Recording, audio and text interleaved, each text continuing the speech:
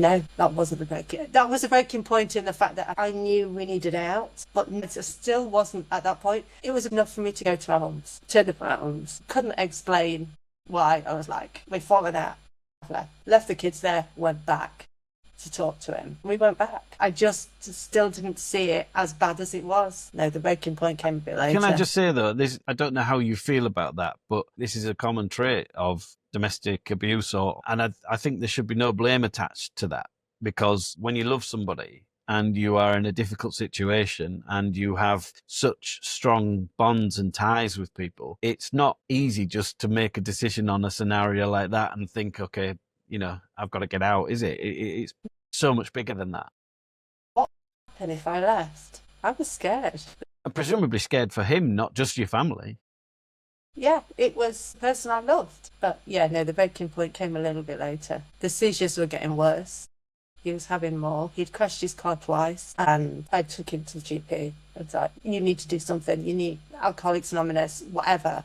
And we chatted to the GP, and he was like, you're driving. You have to hand in your driving license to DVLA. You've had several seizures. You can't drive. And we came out of that appointment, and he said, I'm not stopping driving. And that was not an unusual thing, but that was the breaking point. I could at that point see, you don't care what harm you do to me, the kids, anybody else that you're likely to meet on the roads. That was the day I snapped, and I was like, we're not safe. We have to get out. It sounds like that was the day that he made it very clear that the addiction came first. But I knew from that day there was no going back. There wasn't a case of let's talk about this. It was, no, I need to keep the kids safe, and that's it. It's done. He tried every trick in the book. We'd literally got no money. I went to the solicitors the day after I'd left. I was determined there was no going back. But previous to this, I sold the dancing school. I had no choice.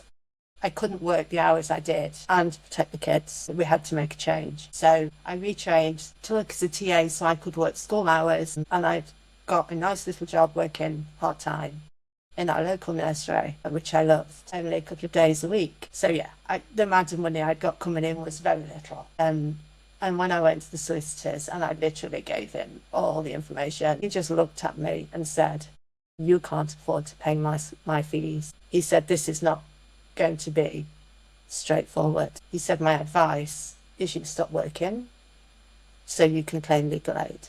He said, it's the only way you can afford to do this, which went against everything so I did. Well, knowing you, I know that just isn't you. No, it's not. I gave up work.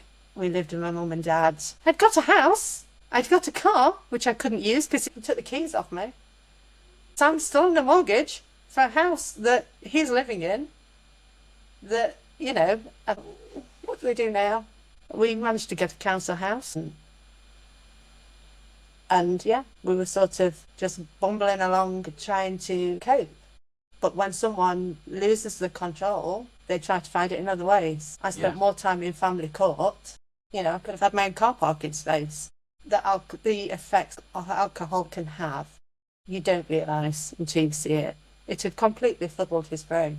He just couldn't think like a normal person thought. He'd literally just take me to family court again and say, I want full custody of the kids. And everyone would sit there going, that's not happening.